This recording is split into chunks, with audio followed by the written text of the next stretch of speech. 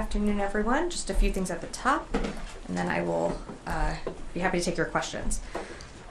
So first, the department continues to stay fully engaged with FEMA, as well as other federal, state, and local agencies to support the whole-of-government recovery efforts related to Hurricane Helene, and have begun preparations to respond to Hurricane Milton, providing capabilities that best support those needs as identified by the governors in each of the affected states.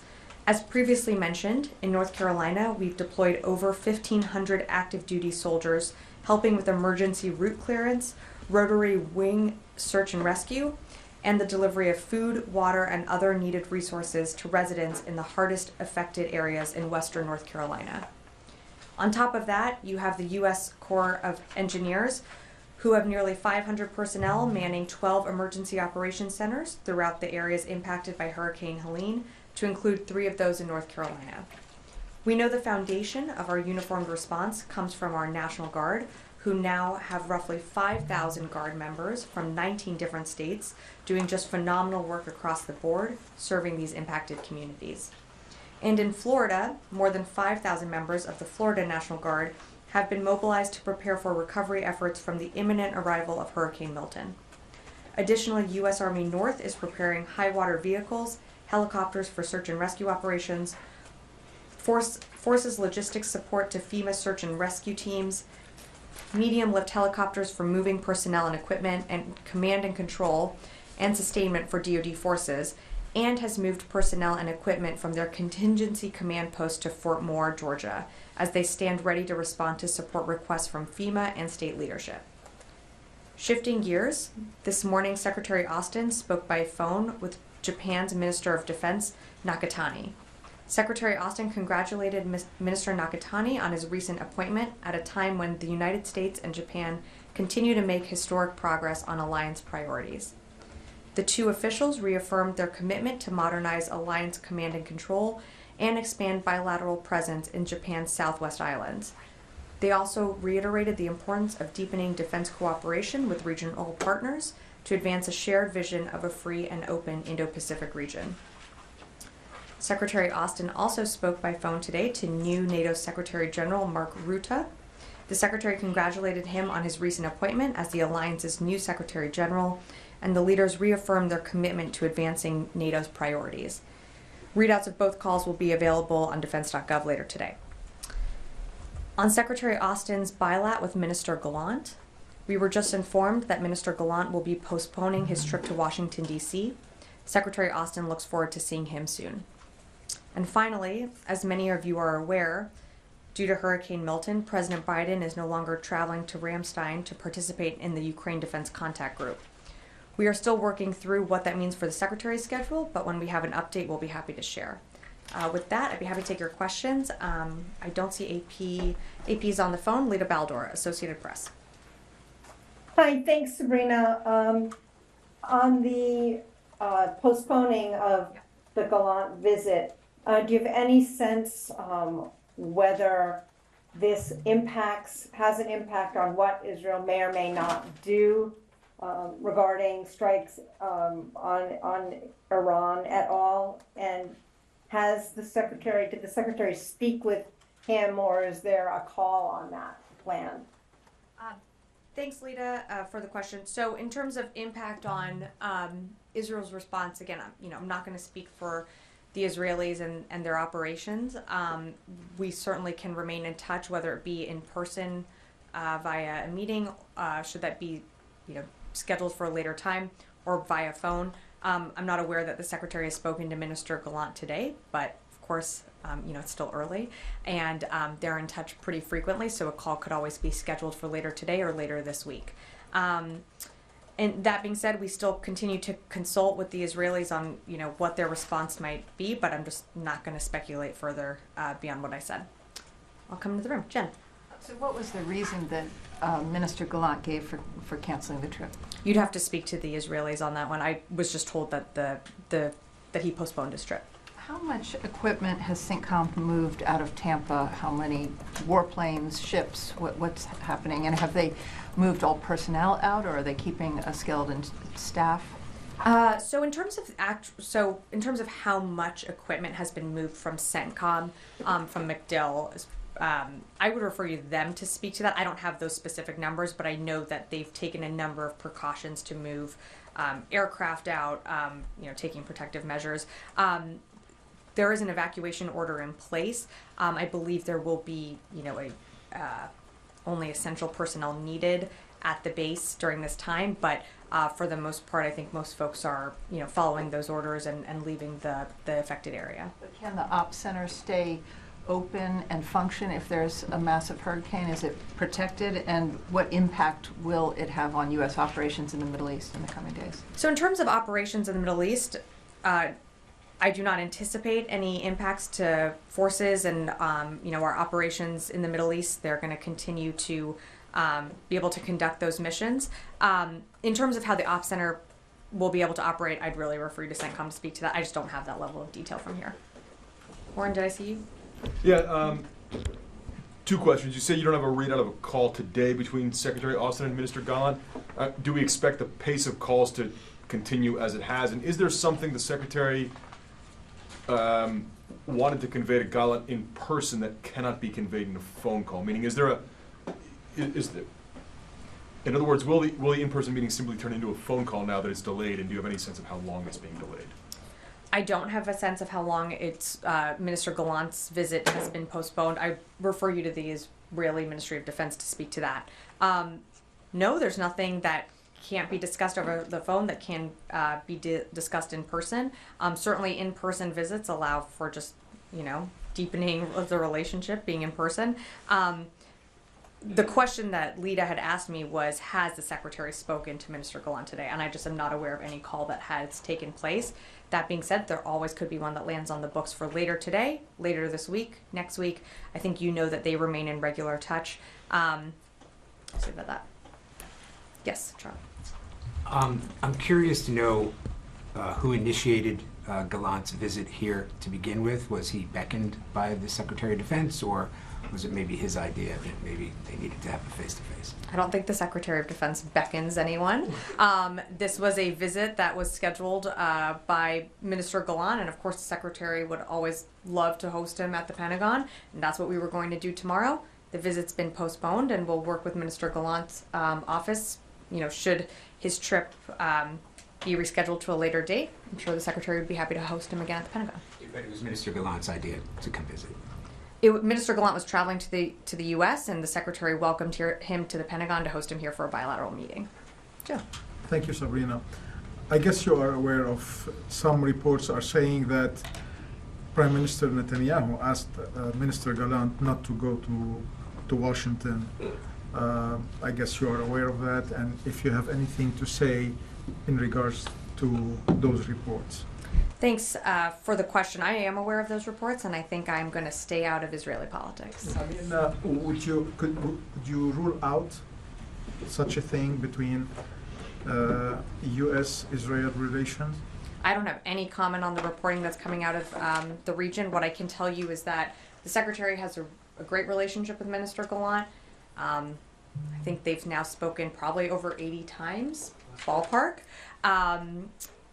They remain in constant communication, whether it be an in-person meeting here or, meetings, phone calls that need to be done remote. That relationship still maintains and can be done, at any time, any place in the world, including when the Secretary is back on, has been on travel and taken calls, over the Mid-Atlantic. Okay. My last question is, we all know that Secretary Austin was planning to go to Israel, and then he canceled it. And then now Minister Gallant was planning to come to the Pentagon tomorrow, and then it got postponed. Is it fair to say that there are kind of tension between both Secretary Austin and Minister Gallant? No, to the contrary. I would push back on that. I don't think there's tension. I don't think, you can have frank, you can have direct conversations with your friends. You're not always going to agree on everything, but that doesn't mean that there's tensions. I certainly wouldn't read into anything there. So they're not on the same page. Can you say that? I could you expand on what you mean by they're not on the same page? I mean, in regards to, let's say, in regards to how Israel is going to strike back on Iran. What I will tell you, Joe, is that we are talking to them about their response. I wouldn't read too much into that, other than that's all I'm going to be able to say at this moment. Fadi. So thank you, Sabrina. You said you were going to stay out of Israeli politics. Yeah. Are Israeli politics getting in the way of your consultation with the Israelis on the potential response to Iran? And I'm asking this question because any response by Israel, whether in Lebanon or Iran, as you said, or Pentagon officials, will have an impact on U.S. forces and U.S. interests in the region. Mm-hmm. So in terms of the question on the Minister Gallant's visit, I've seen the reporting coming out of the region. I just don't have anything to add to that, and I don't have anything to add additional comments on. In terms of a response from Israel to Iran, it's something that we're, continuing to hear from them, understanding that, they are also thinking through how they are going to respond, but I'm just not going to speculate on what a response might look like. Okay, and a follow-up. At this moment, with the tensions, what's happening in Lebanon, what's happening in Gaza in terms of the renewed Israeli offensive, northern part of the Strip, tension between Iran and Israel. Does the Secretary think it is helpful for the Israelis to postpone Gallant's visit? What does that have to do with tensions? Is it helpful to postpone Gallant's visit to the Pentagon? Was he going to discuss all of these topics? And my question is, do you think that will have an impact on the depth of discussions? No, it's not going to have an impact. We have a phone. We've spoken, the Secretary has spoken to Minister Gallant, I think, probably more than 80 times. Don't, quote me on that. Although I'm saying it from a podium, so I guess you can. But, approximately over 80 times he's spoken to Minister Gallant. They have a good relationship with each other, Fadi. They can pick up the phone at any time, at any hour of the night, and speak very candidly to each other, whether that's a meeting that's done in person or a meeting that's done over the phone. It's a conversation, and no matter what, that's something that I think both sides can appreciate. So I don't think that Minister Gallant postponing his trip, I wouldn't read too much into that, other than that it's postponed, is what we've been told, and the Secretary will welcome him to the Pentagon when he's in the United States. If I may ask a question about Gaza, finally. Sure. So the administration position and the Secretary was very clear that you don't want to see permanent expulsion of or occupation of northern Gaza, or pushing the population out of that part of the Strip. However, based on the available information and what local authorities are saying, they're asking 3 hospitals to evacuate: Kamal Adwan, Bandunisi, and Al Auda. These hospitals have been supporting the population in the northern part of Gaza. What is your understanding of what's happening in terms of Israeli operation there? So Fadi, I can't confirm. I appreciate that you're telling me that. I don't have any reporting on that. Don't have anything to, I'm not aware of that. What I can tell you is that the Secretary has been very clear, and we've said this both publicly and privately, that when it comes to the battle space, making sure that civilians are taken into account, and making sure that the civilians are moved out of the battle space is something that the Secretary continues to impress upon Minister Gallant, and not just from this building, but other buildings in this administration also continue to reiterate that message. So while I can't comment on those specifics, I really just haven't seen those reports. I would say that, we've been pretty clear and firm on our position from the beginning when it comes to civilians in the battle space. Well. Thank you. Mm-hmm. Since you called for a ceasefire in Lebanon about 2 weeks ago, things have really deteriorated in Lebanon, in Beirut specifically, and Israel is bombing the residential areas every single night live on TV. So on that, considering that you also called for a ceasefire, are you supportive of what you've seen so far from Israel? Do you approve of all of that, and are you supporting what's been unfolding so far? So we're supportive of Israel targeting Lebanese Hezbollah. And I think I'd remind you that, we're 1 year from October 8th of last year when Hezbollah started launching rockets into Israel following the October 7th attack. So in terms of, Israel has a right to respond and target Lebanese Hezbollah, but it has to be in a way that, of course, takes into account civilians in the area, and to Fadi's point, minimizes civilian casualties and takes into account that those civilians in the battle space. So that's something that, the Secretary, you can look back at our many readouts that we've put out, but that's something that he's, pretty much brings up in every single call. Regarding the imminent Israeli attack on Iran that's expected, you always said so far, if I remember correctly, we are in for the defense of Israel, but we're not going to be attacking jointly with Israel. So far, you've refrained from ruling that out. Are you in a position to say we're not going to be joining an Israeli military operation against Iran for this retaliation? We've been pretty clear that we don't seek war with Iran. We're going to talk with the Israelis about their response. Again, a response that hasn't happened. I'm just not going to speculate any further. Carla, I'm going to go to Carla. Yeah. Just to follow up on your topper, there is a NATO Defense Ministerial next week, I believe the 17th and 18th. Is the Pentagon considering lumping in the UDCG, the Ukraine Defense Contact Group, at that ministerial in order to continue having one this month? Carla, as I mentioned, we're just figuring this out right now. So, when there's more updates to provide, I certainly will. But, the president just pulled down his trip this morning. So, again, we're working through those details. When we have more, we'll provide it. And then, since it is now 1 year since the massacre, the Hamas massacre on October 7th, there have been some criticisms that wiping out and destroying Hamas in Gaza is an unrealistic goal. Does the Pentagon agree with those criticisms?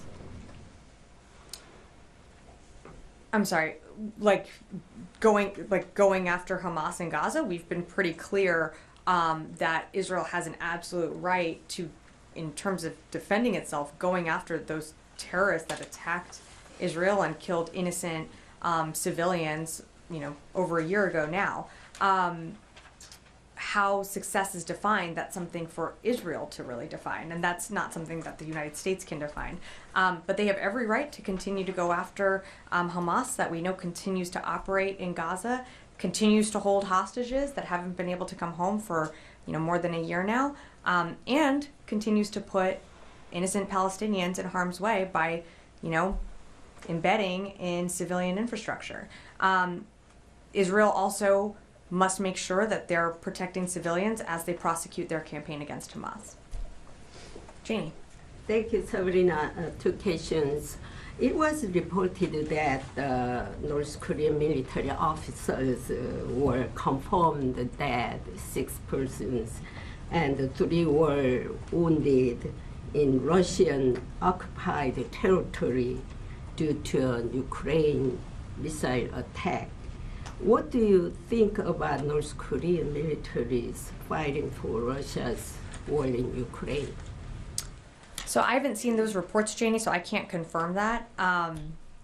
In terms of support to Russia, we've certainly seen North Korea willing to support Russia by military means. It's something that we continue to monitor, but what we're more concerned about is supporting Ukraine and what it needs to be successful on the battlefield.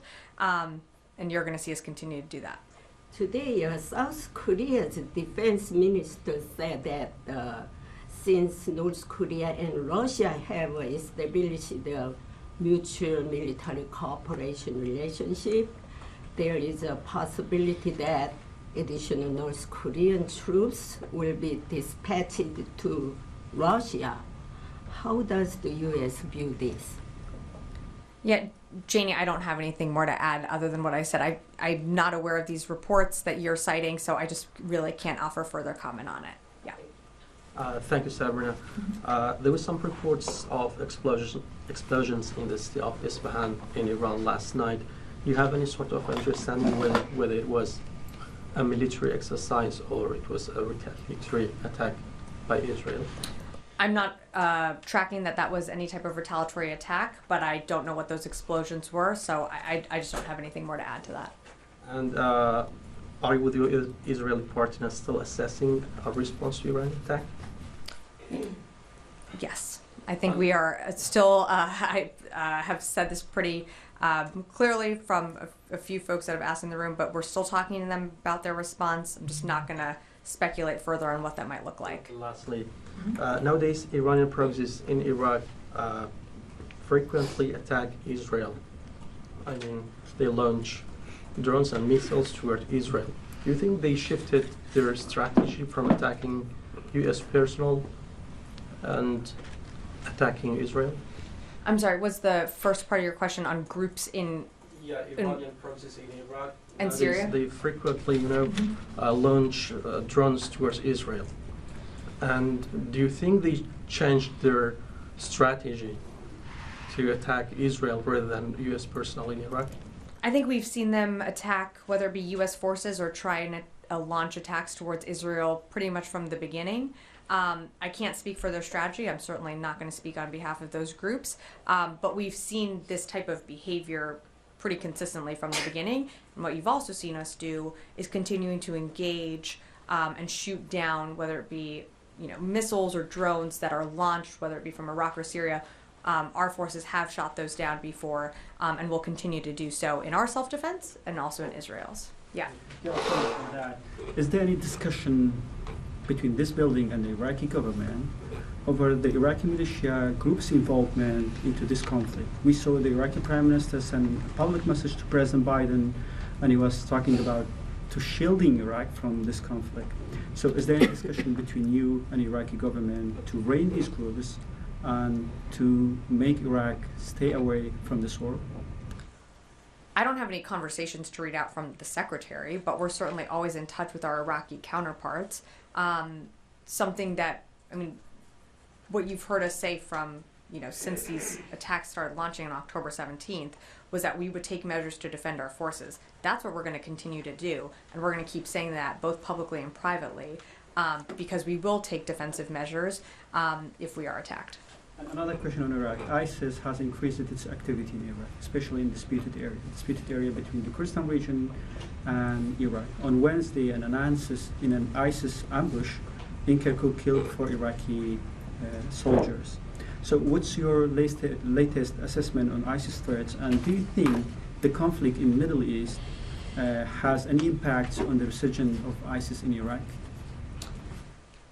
The conflict, the regional tensions, of course, are going to have an impact on how groups calculate and consider their attacks, whether it be on U.S. forces or other governments in the region. The threat of ISIS has certainly evolved from what it was 10 years ago. Today, that threat looks different, which is why you've seen us change our relationship and the involvement from the global coalition to defeat ISIS. The military arm of that is changing to a bilateral security agreement with the Iraqi government. That is a phased approach. It's going to take time. During these conversations, no one is under the impression that ISIS isn't still a threat in the region. It's how that threat has changed over the course of time. So yes, acknowledging that ISIS still remains a threat, and that's why you have U.S. forces that are partnered with Iraqi security forces to defeat that threat of ISIS and to ensure their defeat going forward. Yeah. Thank you, Sabrina. I will go back to Mr. Golan's visit issue. Despite that, you mentioned that you have good communication with them, and 2 ministers, they call each other very often. The secretary declared that he caught off guard when they killed Hassan Nasrallah. So, given the sensitivity of these times that Israel could attack Iran and other issues on the table, are you confident that you won't be caught off guard again under these circumstances? We're confident that we're going to continue to engage the Israelis, whether it be here in person at the Pentagon or over the phone. Again, when it comes to their response, I'm just not going to speculate any further. Nancy. I had two questions. Sure. Israel conducted strikes in a suburb in Damascus. Was the U.S. in any way involved in those strikes, providing any support? I'm sorry, I'm not tracking the strikes, so I just don't have more to provide at this time. And then there were intercepts conducted by the U.S. during Iran's ballistic missile attack on Israel. Do you have an update on how many of those were successfully able to stop missiles from reaching Israel? I don't have an assessment yet. I know that was ongoing, and that Central Command was doing their assessment. I think, given also the hurricane, there's some there might be some delays in us getting you some information. I'm happy to follow up with. I'm sure everyone is interested, so I'm happy to follow up on that. But I would, also leave it to CENTCOM to allow them to finish their assessment, and it might just take a little bit more time. Yes. Thank you very much, Ms. Sabrina. Has the U.S. military had any discussion with Pakistan in case things flare up between Israel and Iran? There's always mill-to-mill communications and conversations that happen. I'm not tracking anything at the secretary's level, though. Okay. This Indian senior journalist claimed that there are about 15,000 Indian contractors in Israel right now.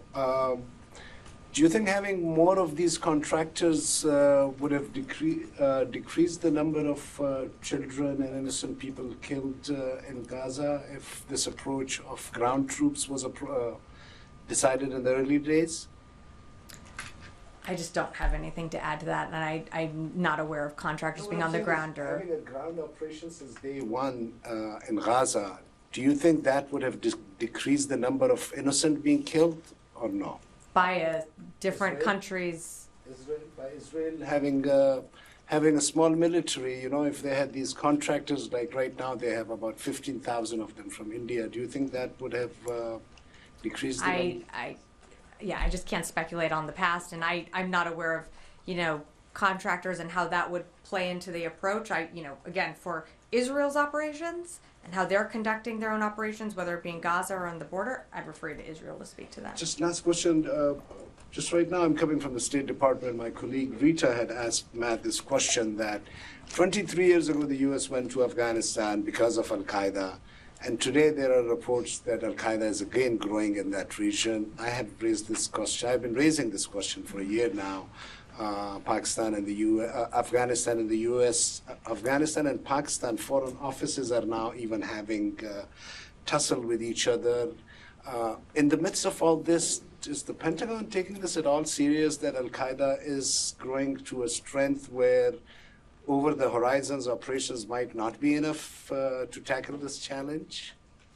We certainly take it seriously. We remain incredible capability in the region, which, as you mentioned, include over the horizon capabilities. Don't have more to add. Jared, did you have something? Yes, I want to clarify something at the top.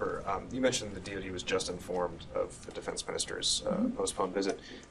Did the I'm not Israeli... going to give you an exact time. No, but did the Israeli Defense Ministry contact DoD officials and confirm that, or did you guys learn that from press reports? We were contacted by the Israeli Ministry of Defense. Okay. And then I just wanted to ask, so the department, do you expect to be informed ahead of the, you mentioned the conversations will continue. Do you expect to be informed of the nature and the timing of the strike or the retaliation against Iran before that occurs? Appreciate the question, Jared. Again, we're in constant communication with the Israeli government at different levels, including the Secretary to Minister Gallant. We're going to keep talking to them about their response. I'm just not going to be able to get into more details beyond that. Brad. Yeah, thanks. Just one question. So now that Israel is operating inside of Lebanon and Israel and Iran are basically trading strikes, are we in that wider war that you've been trying to prevent, or do you still assess that it's contained? We still assess it as contained. What we are seeing is limited operations on that northern border to clear that Hezbollah infrastructure to allow Israeli citizens to get back into that northern area. This has not spread out into a wider regional conflict. I understand the implication of your question, but it still has been contained to Gaza. They still have a right to conduct operations against Hezbollah, which a year from today, looking back, Hezbollah started launching rockets towards Israel. So yes, our assessment is that this conflict still remains contained, and we are doing everything from our perspective to ensure that it does remain contained and that the message of deterrence is still sent far and wide. And that's why you've seen us rotate out different carriers through the region. We still have the ARGMU in the Eastern Mediterranean. We have flown in different capabilities. We have a lot of power in the region, and we will use that if needed to protect U.S. forces. And should we see another attack from Iran, we will also come to the defense of Israel. But previously you were saying if it moved into Lebanon, it would be a wider war. You were trying to prevent that. So how is that not? We still do not assess that this is a wider war, though. What they are doing is clearing and creating a trying to think of the right words, but a zone in which they can safely get their citizens back who have been displaced from the attacks that Hezbollah started launching on October 8th. Again, that was the next day following a brutal terrorist attack that killed many innocent people, and following that day that also we still have hostages in Gaza. So they have every right to go after a terrorist organization that is on their border that started launching attacks on October 8th. And I might remind you that these same terrorists that started those attacks on October 8th, some of them are responsible also for the death of Americans. So I think it's time to just put things in perspective here. The war is still, as we assess, it's still contained. Did I see a question over here? Yeah. Yes, thank you very much. You may have seen published reports that Israel has now several dozen military vehicles and an unknown number of troops adjacent to or surrounding the UNIFIL, United Nations Peacekeeping Force in southern Lebanon. What is the Pentagon's view of this apparently intimidating behavior by the Israelis, and has the Pentagon warned the Israelis to keep their to not attack that base with its approximately 300 Irish soldiers? I haven't seen those reports, so I'm sorry. You're reading it to me as I'm up here. I'm not aware of this. What I can tell you is what I can tell you is what I know, in that they are conducting operations along that northern border that has infrastructure that Hezbollah uses. I'm going to let you reach out to the Israeli government to speak on behalf of their own operations. I can just give you a very top-level assessment of what they have told us. Yes, in the back. Are you tracking any reports by Hezbollah that credible threats that they would attack deeper into Israel? And if so, has there been any reaction or thinking about that? So I'm not going to speak to intelligence assessments, but we have seen them launch, attacks previously from within Lebanon that, could be assessed to reach deeper into Israel, that have been, intercepted by Israeli air defenses, but I just don't have a wider assessment for you. Did I see one more here?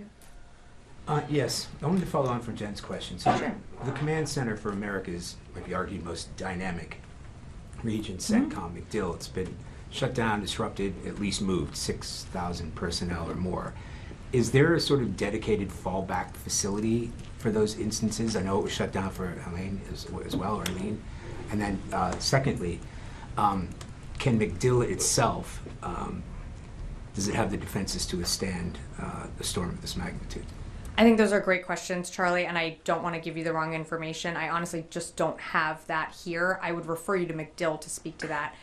What I can tell you is we're never going to allow our operations around the world to be disrupted. So there will be a continuity.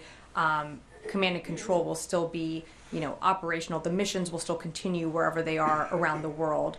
CENTCOM has, purview over. But for more specifics on the center that Jen, asked about, I would just refer you to CENTCOM more to speak to that, as I just don't have those operational details in front of me. But what I can tell you is I know that some people are evacuating, obviously, because of the storm.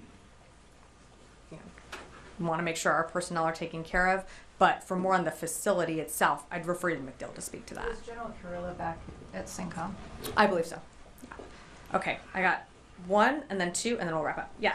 In advance of Hurricane Milton, how many active duty forces or equipment is on standby, ready to deploy if needed, called upon? Sure. So already, we have 5,000 National Guard that are already mobilized. In terms of Hurricane Milton, there's already been preparatory action that's been taken that I sort of read out at the top, but we have pre-positioned helicopters for search and rescue operations. We have high water vehicles for search and rescue and commodities distribution. There are personnel to help with logistics support and additional search and rescue operations. So we're doing things that, or the National Guard, I should say, is doing things to be in place and to be ready to support, almost immediately. And for more, I'd, refer you to Florida to speak to that. Fadi, last one? Uh-huh. In terms of putting things in perspective, the UN and Lebanese authorities just, are saying 1,500 Lebanese civilians have been killed only in the last 2 weeks since this Israeli operation started. 1.2 million of the population are displaced, which is almost a quarter of the population. Israel yesterday issued new warnings, basically laying siege to Lebanese waters from the Awali River to the south, which is 60 kilometers deep. Tens of evacuation orders from the southern parts of Lebanon, striking in Tripoli in the north, Beirut every night, Bekaa in the east, Saida on the coastal. Does this sound like a limited operation in its impact? And we heard a lot from you here on the podium that the Israeli operation in Gaza, in Rafah, was limited. And now we know almost 40% of that city was destroyed. How is that operation, from your perspective, and Lebanon is limited, if the impact is so devastating on the country? Fadi, what I can tell you is that, we understand that there's certainly been impacts to civilians, and civilians have been displaced. There have been, whether it be in Gaza or in Lebanon, there are civilians that are getting caught in the battle space. And that is something that we have continuously urged the Israelis when they are conducting their operations. They have to take into account civilians. We are not on the ground conducting these operations. So again, I can't speak to the operations itself. I can just speak to what we are here doing at the department and what we're going to continue to do. And the Secretary is going to continue to impress upon Minister Gallant that civilians need to be accounted for in the battle space. In terms of their operations, from what we understand, Fadi, it is still limited. We're going to have a conversation at some point with Minister Gallant more about what these operations look like, but our understanding is that they are limited and constricted to that border, northern border area, and we're going to keep. These are very direct conversations between two people, and we're going to continue to have them. Okay, thanks everyone.